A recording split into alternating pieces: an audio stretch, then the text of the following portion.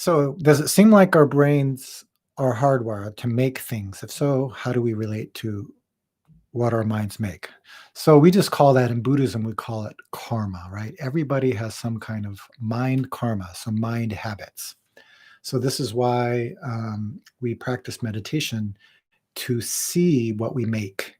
I believe last week we talked about something that Latsu once said, and he had a very simple kind of teaching which connects to Zen practice and Buddhism. He said, pay attention to your thoughts, right? So that's what we teach in meditation. When we give meditation instruction, we tell people, how to sit, how to breathe, what mantra to use or phrase. But also the main thing is to pay attention to your thinking. So Latsu said, pay attention to your thoughts because your thoughts become words. Pay attention to your words because your words become actions. Pay attention to your actions because your actions become habits.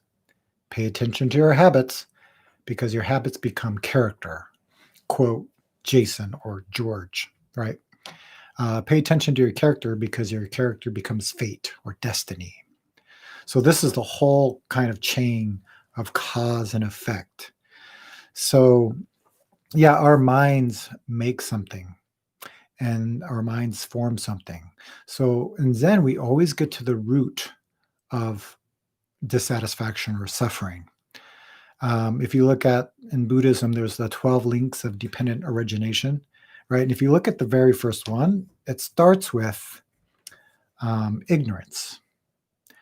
But in Zen, we take it one step further. Then if everything comes from ignorance, then where does ignorance come from? Right? From that place, we come to the place before mind, before making, before karma, before habits, before character, before actions, before speech, before thinking. So our mind is clear. That's why we say it's like a mirror, it just reflects everything as it is. So that's what meditation is doing, is we're actually paying attention to this so we can see what we are thinking, then we can see what we're saying, then we can perceive clearly what we're doing, we can perceive clearly our habits, our character, and our fate. So that's just all karma. It doesn't matter. So in Zen practice, we return to this clarity. That's why we call it truth. If you read any of Zen Master Sung Song's books, he's always saying the sky is blue, trees green, dogs barking, woof woof. But we're not like that, right?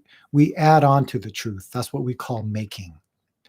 The dog's barking is so loud. I don't like the dog's barking because it's ruining my meditation, right? That's making something. The dog's bark is just the truth. Woof, woof, right? Doesn't have good, doesn't have bad, doesn't have loud or quiet. That sound of the bark is our original nature.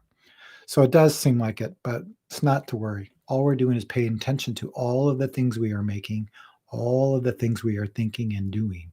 Then our minds becomes clear, and then our life can become clear. Our actions can become clear.